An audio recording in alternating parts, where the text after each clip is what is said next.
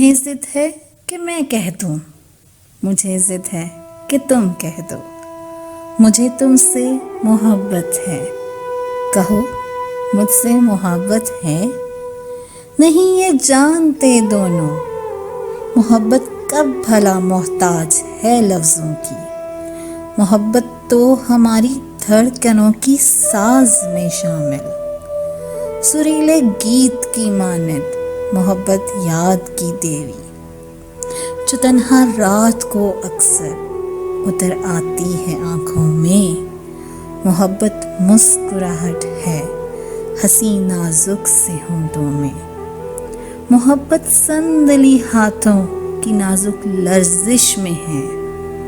محبت سوچ کی گہرائیوں سے پھوٹی خوشبو ہمیشہ ساتھ رہتی ہے، محبت آنکھ میں پلتا وہ پراسرار جذبہ ہے، جسے اب تک نہیں کوئی سمجھ پایا، نہ اس کی کوئی صورت ہے، نہ اس کا کوئی پیمانہ،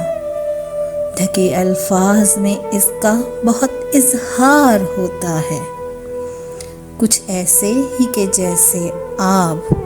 تہہ دل سے تو ہم دونوں بہت اقرار کرتے ہیں، مگر پھر بھی نہ جانے کیوں تمہیں ضد ہے کہ میں کہہ دوں، مجھے ضد ہے کہ تم کہہ دو۔